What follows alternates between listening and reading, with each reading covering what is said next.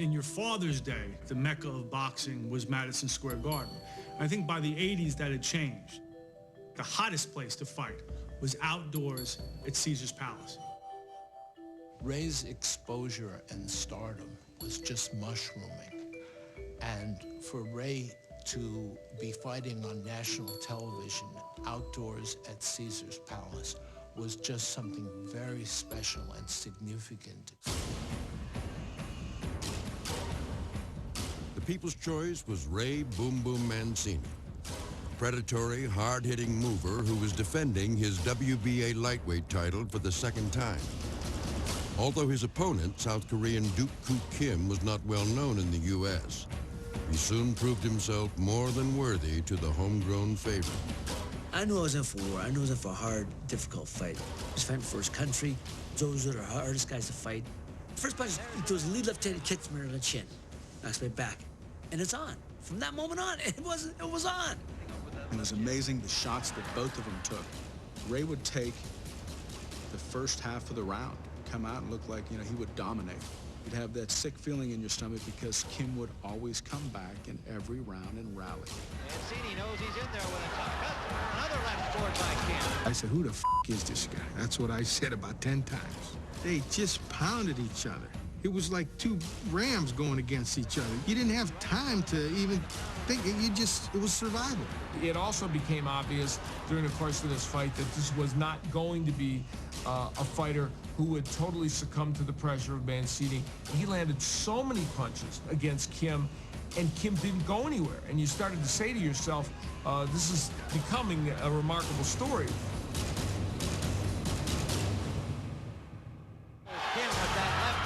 What many had expected to be an easy victory for Mancini turned into a brawl reminiscent of the classic battles in the decade following World War II. It featured the likes of Carmen Basilio, Jake LaMotta, and Rocky Graziano. On November 13th, 1982, Mancini got as much as he gave. In the third round, his ear was torn open. He damaged his left hand very badly in the fourth round. By the middle rounds, his eye was cut and virtually swollen. It required enormous bravery to fight through what he had to fight through. This is the only fight in my career. Even if I lost, this is the only fight in my career I ever felt like quitting in the middle of the fight. To me, it was the fight that symbolized Ray Mancini as a fighter more than any other. Tremendous action fight, a long fight, a lot of give and take. Ray Mancini dishing out a lot of punishment and taking a lot of punishment. You watch the fight and you keep seeing more of the same, which is two guys refusing to quit. And as it goes on, you ask the question with increasing frequency, how long? How long can this go on before one guy breaks? People began to realize it was something more than an exhibition, something more than a normal prize fight. Yeah, because he has his feet. It was the most well-matched fight I ever saw, which means if they keep applying themselves, there's only one way for it to end. I'd fight each round like it's life and death. One of us is getting carried out of here tonight. That was my attitude. So I never thought of winning or losing. We would know who the winner is because only one of us is going to be standing.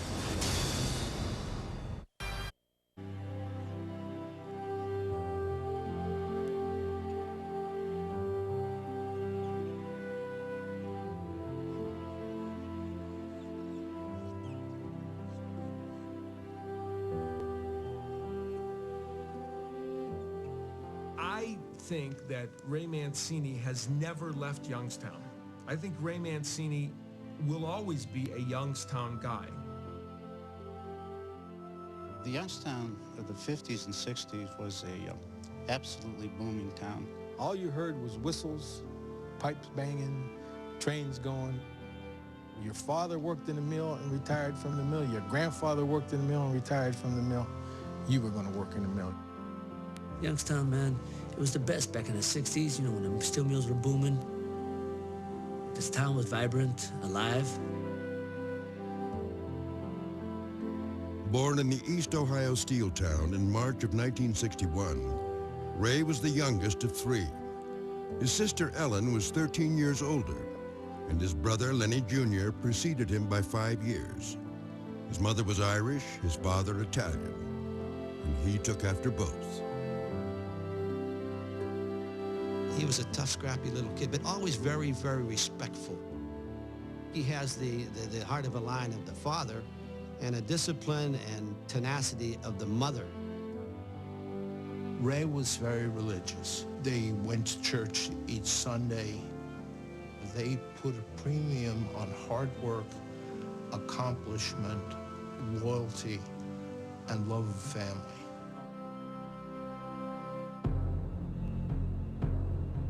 Prize fighting didn't come to Ray by chance.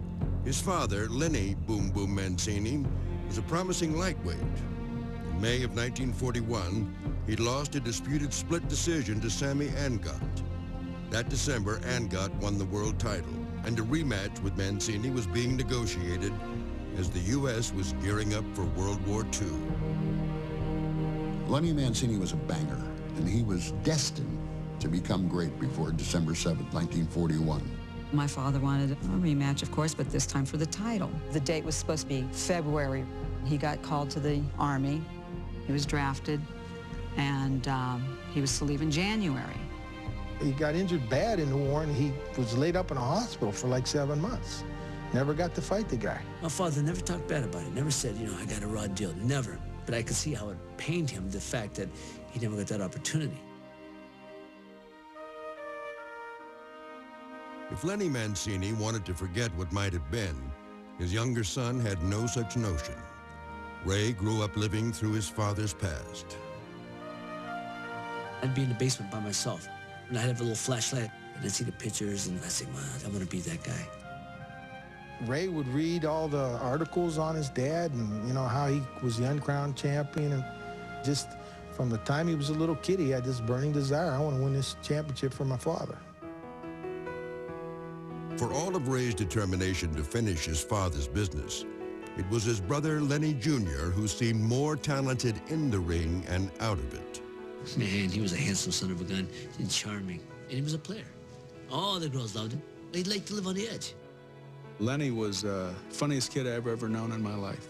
He'd give you the shirt off his back, man. Lenny had a wild side about him, no doubt. Ray didn't have that. What Ray had was a mission and motivation.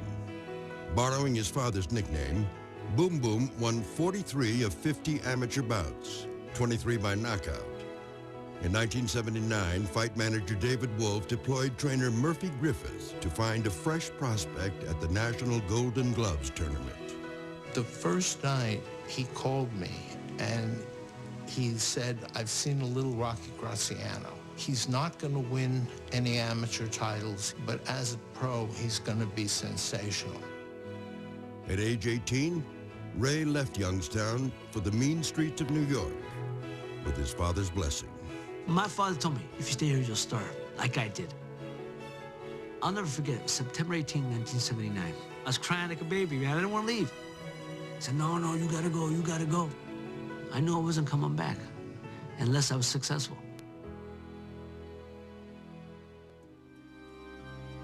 17 months after he left home, on Valentine's Day, 1981, Ray learned that his brother was accidentally shot and killed by his girlfriend. I had to be the one to call Raymond to let him know. That was the hardest thing I ever had to do. I'll never forget to Raymond, I got some bad news. What happened? And I could hear her, cry. She says, then he got shot. He's dead. Raymond, he's dead. I just screamed out, and I couldn't believe it. I fell to the floor. I could tell through the phone, I could see it. All I heard was this agonizing no, screaming no, no. I flew in the next day. See, my sister, we just held each other and cried. It was like wow, this is reality. And driving in to Youngstown, everything's in slow motion. But I remember I said, I want to see him. And so we got a call from the funeral home to say that the body had arrived. So we drove up there so I could say goodbye. It's just something you can't believe. I was numb. My dad sat there he was numb. Ray just couldn't stop crying the whole time. It was heartbreaking, it really was. His dad was a rock. During the wake and the funeral, he just sat there and just held it inside. And then they took Ray over to my house. I just heard this noise, and I didn't know what it was at first. And it was this terrible, terrible weeping. And it was his dad finally letting it all out. And Ray saying, "Dad, I don't have to go." And Lenny saying, "No, Ray, you have to go."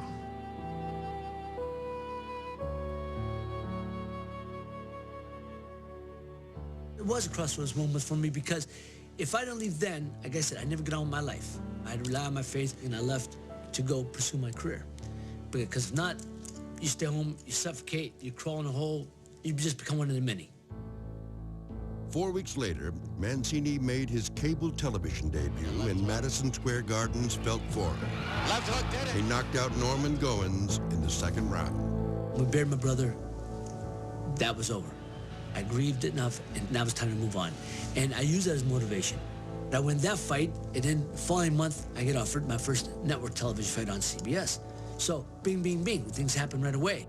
Ray was able to shelve his grief and get ready for that fight with Goins in a way that belied how young he was and was just an indication of how he would be able to cope with tragedies to come.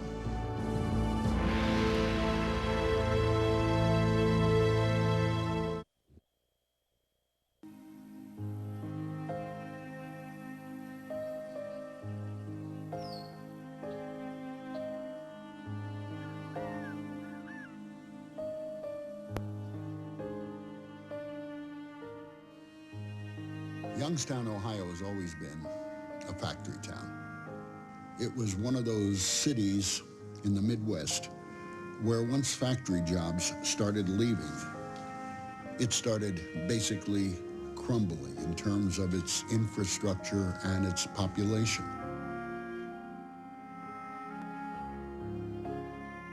In Youngstown, it was devastating because guys who thought they were secure in those jobs, pensions and so forth, suddenly there wasn't anything. So the town practically overnight just kind of almost dried up and blew away.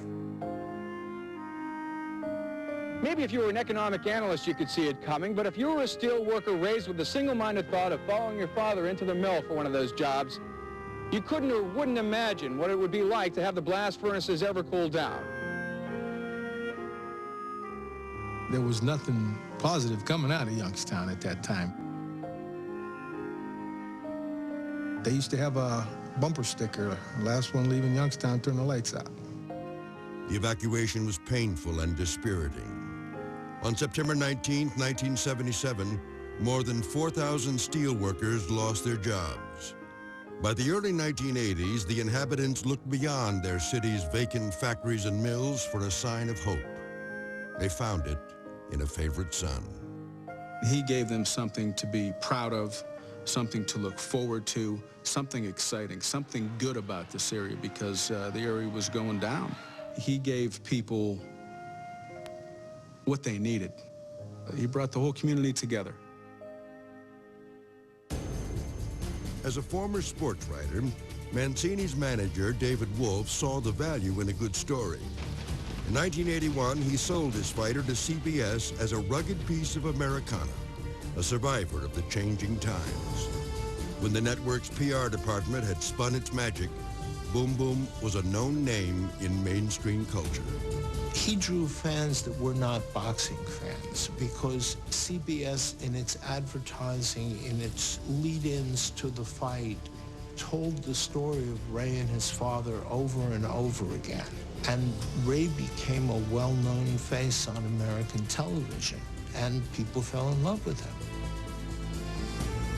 After the Rocky fable has already hit the screen, we have a real-life Rocky, an ethnic, American, hard-working guy, tough, willing to take a punch, to give one. What Boom Boom Mancini was in effect a real-life boxing fable produced by CBS Sports. There's something that's magnetic about a true life hero. Sylvester Stallone is not Rocky Balboa. Ray Mancini is Ray Mancini. He had a great backstory, and what we did with him was just document what was there. Undefeated in 18 professional fights, Mancini won the NABF lightweight belt in May of 1981 with a 9th round TKO of Jorge Morales. That October, the Mancini family finally got its world title shot. Ray would face a legend, WBC champion Alexis Arguello. Alexis Arguello was one of the greats. Magnificent fighter with great firepower, great punching power. He had leverage on leverage. Even at a very young age, just around 20-ish, here was Ray Mancini already appearing to be a veteran in the sport, which was both good and bad, because in my opinion, he ended up fighting Alexis Arguello a couple of years earlier in his career than he should have. I beat the number 6 contender, I beat the number 3 contender. Where do you go from there? Now they offer me to fight Arguello. Of course you got to take it. I used to tell people, ask my father how many opportunities there are to get for a world title fight. Guess what? There ain't no next time around. Armed with youth, passion, and the imperative of his family history, Mancini met the older and wiser Arguello. Ray Mancini fought the fight of his life for 10 rounds. He executed perfectly. They had a game plan. He did everything as well as you could do it.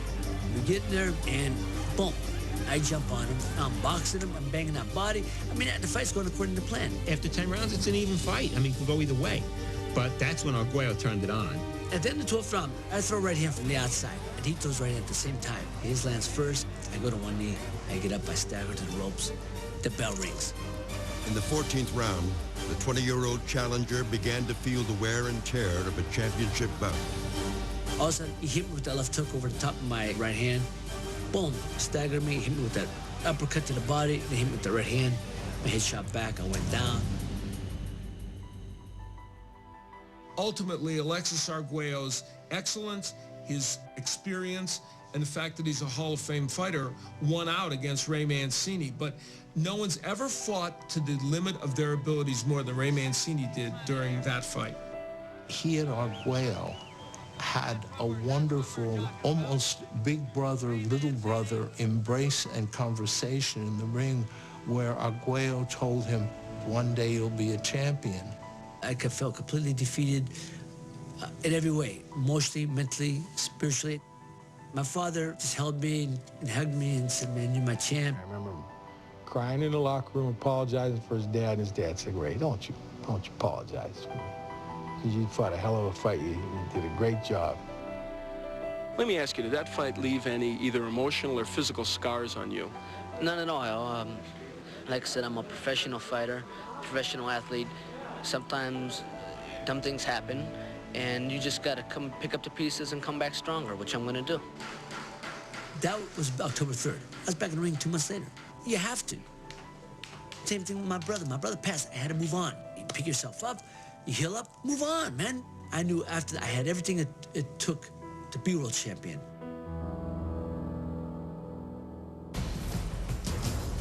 Just 7 months later, with 2 more wins under his belt, Mancini was given another title shot, this time against WBA champion Arturo Frias. Mancini-Frias turned out in 1 round to be what Hagler and Hearns a few years later would be in 3 rounds. Just wall-to-wall action. In that short period of time, there were more punches thrown and more excitement than you would get normally in an 8 or 9 or 10 round fight. All of a sudden, he hit me with a good left hook. Boom, staggers me. All I remember is thinking, I just want to survive. My trainer used to tell me, 1 or 2 things you're going to do. When you get hit, you're going to fire back or you're going to cover up. Well, I chose to fire back. It was the worst thing that could happen to Frias because he thought he had Ray. And he came at Ray with a vengeance and made Ray fight, and Ray just beat him to a pulp. I threw like a double left hook. Boom. Hurt him, throw the right hand, boom, boom, boom. I drop him. Oh, now I feel like Hercules, man. Forget about it, man. I'm like on top, I'm like at that juice, man. I'm energized. And I just jumped on him, man. I wasn't going to let him off the hook. It is all over. And referee Richard Rita stopped the bout. A first round knockout for Ray Boom Boom Mancini. When he raised my hand, it was such a euphoric feeling. The only thing that compared to it was seeing each one of my children born. It hits me every time. I get emotional about it every time I see it. What they had went through as a family, losing his brother, and his drive all those years to become a champion. And he accomplished it. Those emotions were there in the ring between him and his father. They were crying. He was kissing them. This is your belt. This is for you, Dad. This is for you. It was very emotional. It was so surreal, man. It's just such a beautiful, beautiful moment that I finally was able to accomplish that and give that to my father. If you didn't get positively affected emotionally by this story, you didn't have a heart. And now, at a time in boxing when you have fighters like Larry Holmes and Sugar Ray Leonard and Thomas Hearns and Marvin Hagler, Ray Mancini's the king.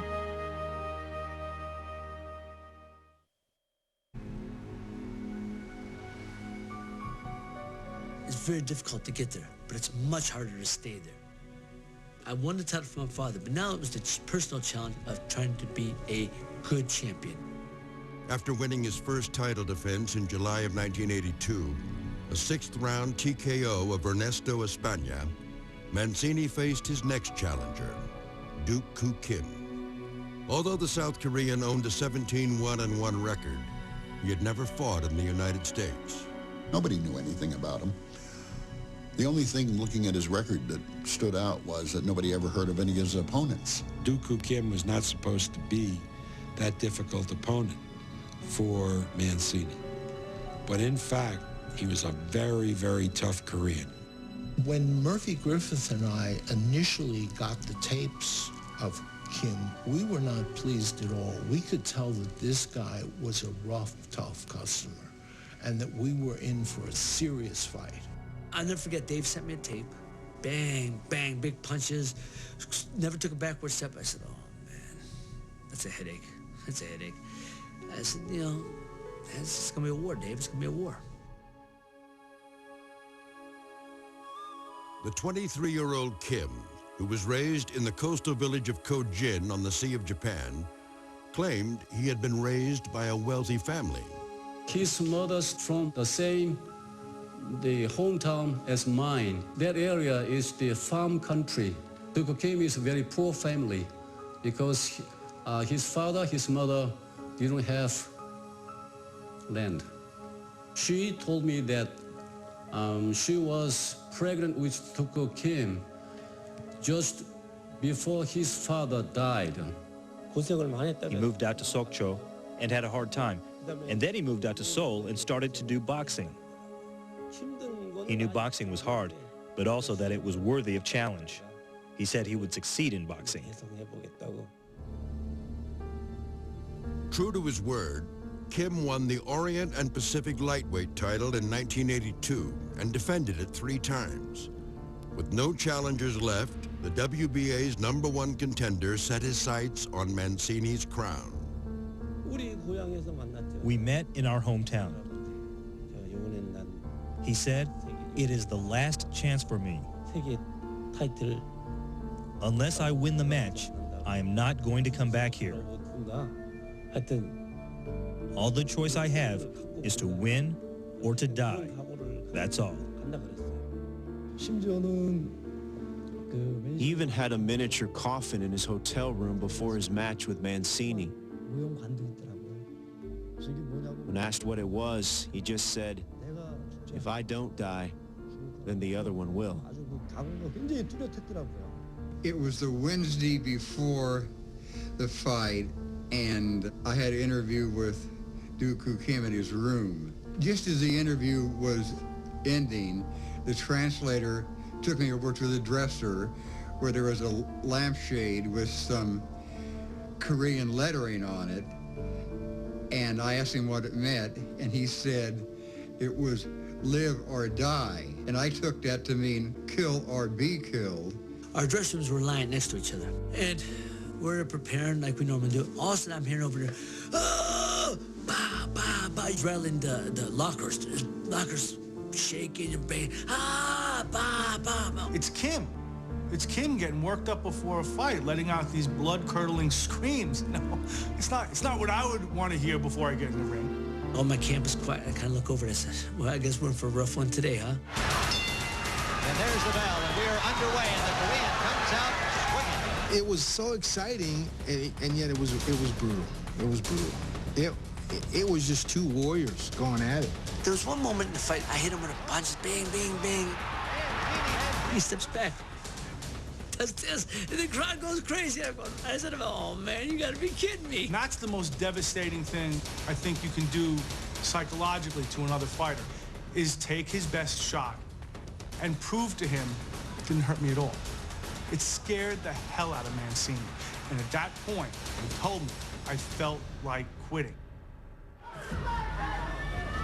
After 8 of the scheduled 15 rounds, one official scored the fight even, while the other 2 had Mancini slightly ahead.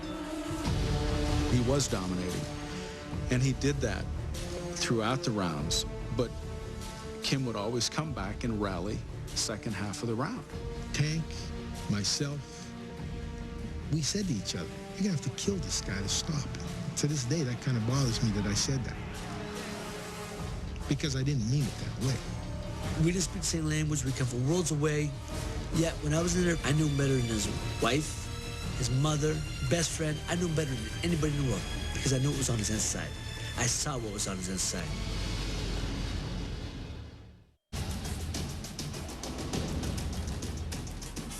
It was all the good things about boxing and the bad things about boxing. The heart, the dedication, and yet there's the brutality, because the sweet science kind of went out the window for this fight. Most of the time, you had to punch back to survive.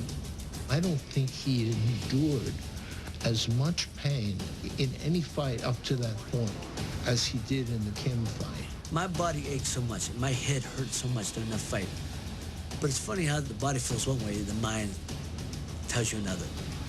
The strength of mind is what kept me in that fight. After winning the 9th round on 2 of the 3 cards, Kim began to show signs of fatigue. In the 11th, the challenger's knee hit the canvas, but referee Richard Green did not rule it a knockdown.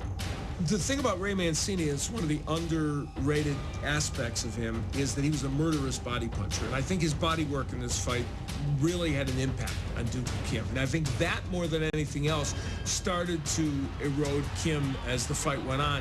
Mancini was a marvelously conditioned athlete, an athlete who applied pressure for 15 rounds, who was trained to go 15 rounds, who benefited from the fact that title fights were 15 rounds. Those championship rounds, rounds 11 through 15, that was Mancini's time. That's when he turned it on, and that's when he took control. Early in round 13, Mancini landed 39 punches. Not one was returned. All of a sudden, towards the close of the round, he comes back. You don't know where this energy is coming from. He backs up and he starts banging me. Bang, bang. I thought I had him. As the fight continues and the drama builds and builds and builds, you start to see the physical manifestations. Their faces become red. There's a cut on Mancini's ear. And then Kim's face has become a grotesque mask by that 13th round. This is the challenger, Dooku Kim. You may not have heard of him before. You will remember him today, win or lose. In the 14th round, Ray came out, and he was determined this was going to be it. And he went right to Kim. The left hook kind of stunned him. I hit him another left hook that stunned him, and then threw the right hand right down the middle and hit him on the chin, and he went down.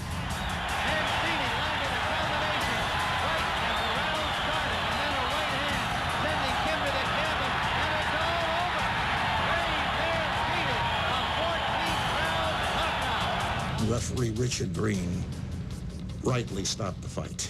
Nobody thought that Kim was badly hurt. I felt that he was, if anything, dehydrated. His head hit not 10 feet away from me, and his eyes are open. And I don't know if it was my imagination, but to me, I saw his pupils dilate. I was just so happy because it was such a grueling fight, and so happy that it was over. Nobody knew what was happening to Dooku Kim. The pupils were dilated and his pulse was slowing down to nothing. And all the signs were there that he was in trouble. You know, once he just kind of faded away and started to fall off the stool. The stretcher was sitting right below me.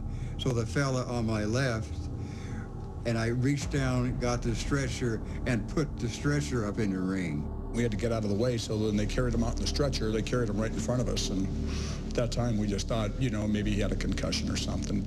I wasn't sure how bad he was hurt. I didn't know if it was exhaustion because we hadn't had anybody seriously get hurt in Nevada for maybe 50 years.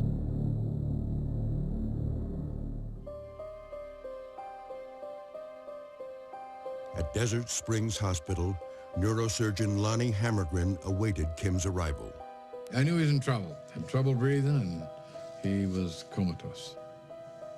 We found, just as I expected, the blood clot, a torn vein inside the dura on the right side of his head, caused bleeding, and that bleeding caused high pressure. After I completed surgery, I examined him again and examined him several times after that, and I never saw any real responsiveness.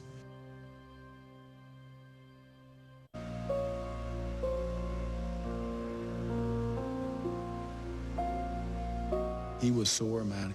I remember putting him in bed, laying him down and going for ice bags, and we just had the bed on both sides everywhere just packed with ice. My hands are swollen, my eyes swollen up. I'm laying on my bed. My mother got an ice pack on one eye, ice pack on the other hand. My sister's holding it on one eye, I got it on the other hand, and my mother's sobbing over me. Boom Boom Mancini was preparing to celebrate his victory by attending Frank Sinatra's performance at Caesar's Palace that night, when he learned of the severity of Dooku Kim's condition. Dave Wolf comes into the room with Murphy Griffith, and he said, "Ray, it don't look good." And they said his brain's bleeding and that he lapsed into a coma, and it doesn't look like he's going to be able to come out of it. It was as though I had hit Ray in the chest with a 2x4. He just gulped and stared at me with his mouth open, and I said, "Ray, this is something you're going to have to deal with."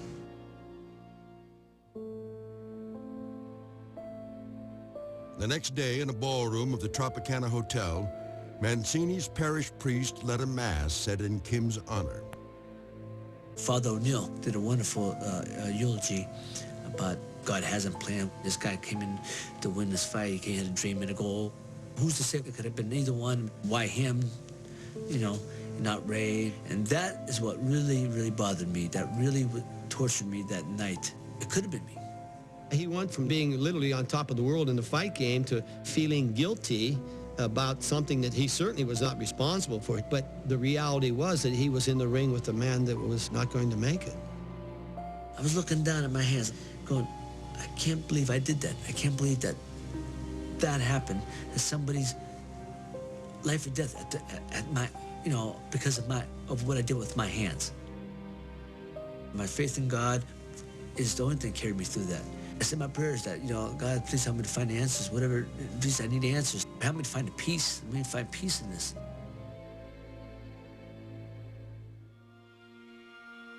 As Kim lay in a coma, a representative of the Korean government arrived from Los Angeles. Later, Kim's mother flew in from halfway around the world. She looked so sad, so pathetic, so all alone. Here she is in this foreign country, can't speak the language. She was really such a totally sympathetic figure. The doctor in charge told me that, medically speaking, his brain is dead. She began to realize that the thing is not going in the right way. 3 days after she arrived, she asked me to ask the doctor to disconnect the life-supporting system. The body of Dooku Kim will be flown to Korea today for burial. The young boxer died during the night after doctors declared him legally dead and disconnected his life support system. The death watch ended November 17th. At the consent of his mother, Kim's kidneys were transplanted, but plans to remove his heart were halted when the intended recipient said it would be difficult to live with the publicity. Kim's fiancée, who was 3 months pregnant with his son, would marry him posthumously. I prayed to God so that Kim would live. I really hoped to see him again. So his death was a huge shock to me. I wandered for a while. It took almost 1 year to feel somewhat easy on Kim's death. Kim was my best friend. Koreans felt a lot of pity for him then. They felt sorry that he did not win and wished that he would have come back alive, even if he had lost. Many people were depressed. I went there when they were lowering the coffin into the grave. Because of his death, South Korea has become well known among the nations. And his death showed Koreans' tenacity, courage, and self-confidence to America. General MacArthur once said the Korean was the finest fighting man in the world. Once I saw the fight, I kind of saw what MacArthur meant. Dooku Kim died that day because they fought at a level where somebody was gonna die. Only 17 months after losing his brother, Mancini struggled to make sense of Kim's death. It was a great win. It was a great win. It's a great fight, a great win. But after that, there was nothing good about it. Nothing. It just took it all away from me. The joy, the passion, all that was gone. Raymond wouldn't talk about it for the longest time. It was in the late 90s, maybe, before I even heard him say that name. 2.5 months after the tragic incident, Mancini was in Italy for his next fight when Kim's mother committed suicide in South Korea. Beyond her grief, she was despondent over a family struggle for her son's $20,000 purse and $5,000 death benefit. His mother was so frustrated and sad to see that kind of situation. I lost my son, but you are fighting over the money. I'm so sad. I'll go my way. I'll take my own life. The stories about his mother committing suicide just kept the ongoing story of Kim's death blowing in our faces long after it might otherwise have subsided. In still another tragic twist, 7.5 months after Kim's death, referee Richard Green was found dead at his North Las Vegas home with what was ruled a self-inflicted gunshot wound.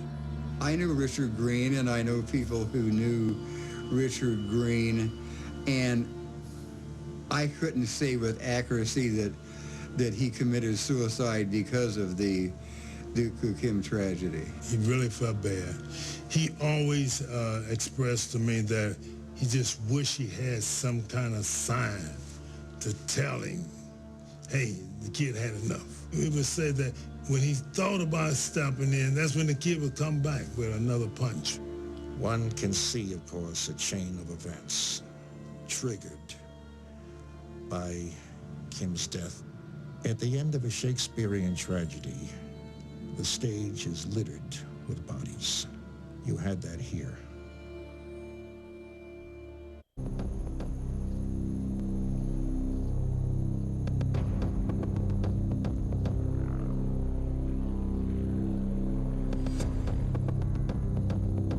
Mancini was a tremendously popular fighter, and so you had a tremendous television audience watching this on a Saturday afternoon at home. And in effect, you had millions of people who were witness to a man dying as a result of being hit by another person. Now that's very traumatic for anyone. I think that boxing never overcame the negativity of that death.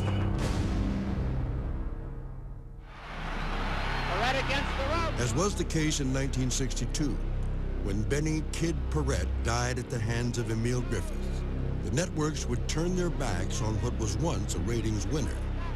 In the wake of Dooku Kim's death, boxing commissions and regulators dictated medical reforms that included more extensive physicals and shortening championship fights from 15 rounds to 12. That turned out to be a wise move.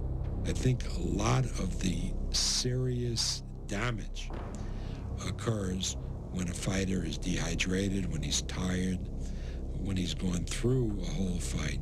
We went to 12 rounds because the last 3 rounds, what they call the championship rounds, more people had gotten hurt in those last 3 rounds than in the previous 12. There's no medical proof to substantiate that more accidents and fatalities happen in the last 3 rounds as opposed to the first 12. None. It's absolute nonsense. After Kim's death, Ray Mancini's appeal to Madison Avenue disintegrated. Death is hard to sell.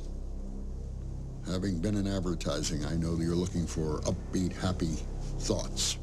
And Ray Mancini, having, in the vernacular, not my words, the people viewing him as having killed a man, all of a sudden, he was radioactive. The advertisers just went away. There was a cereal deal. There was a soft drink deal. There was an apparel deal. All of those disappeared. Ray had become a pariah. In the ring, however, Mancini continued to dominate, winning the next 4 fights, 3 by knockout. Then in June of 1984, he met the WBA's #1 contender, Livingstone Bramble, whose pre-fight strategy was to recall one of Mancini's darkest memories. The lead-up to the fight was very ugly because Bramble called Ray a murderer. I want him to be mad. I made him mad. I said stuff that would piss him off. I aggravated. I did everything to piss this man off. So if he had any doubts about the Dooku Kim fight or even thinking about it, those anger would overcome that. And I think it did. 2 days before, Ray didn't feel well. He was running a fever. And I told him, let's call off the fight. He said, no way, I'm going through with this. I'm not going to let Bramble say that I ran away from him. There was a moment in this fight that changed Ray Mancini's career completely. He had always had trouble with left-handers. Livingstone Bramble switched to the left-handed stance about 4 rounds into this fight, and it completely altered the entire fight. If it's 12 rounds, I'll win the title. I'll hold on to my title. I'm going to hit on all 3 cards because I'm stopping him to death. But I just couldn't move. My legs were dead. And finally, in that 14th round, I had nothing to keep him off my woods, and he came on and they caught me. And that's one of the biggest disappointments of my life is when I lost him in Buffalo. 8 months later, Mancini lost again to Bramble. Over the next 7 years, he came out of retirement twice, dropping both bouts. In 1992, he quit for good with a 29-5 record. Living in Los Angeles, Boom Boom had already started a second career. After trying his hand at acting, Mancini has moved behind the camera and in 2007 formed 2 production companies. I'm producing films. I've acted in 18 films. I've done off-Broadway stage. I've done TV. I enjoy it. I just made a movie with Ray, and I loved working with him. He's a terrific actor because he's got the best things that an actor can be. You know, he's honest, and he's sad. You know, all fighters are sad. Ray is moving into the producing end of things, and some of the qualities that I think you need to be good, he's got. Tenaciousness, concentration. He never backs up, you know, just like in his fighting style. It's like a pit bull. 20 years after the fight in Las Vegas, Kim's image was brought back to life on the big screens of South Korea in a film called Champion. Invited to Seoul by the producers, Mancini was warmly received at the premiere. For Kim, his death made him a legend. I've managed a private house, providing bed and meals for travelers. They always asked me to see his grave. The place has not been kept well for a long time.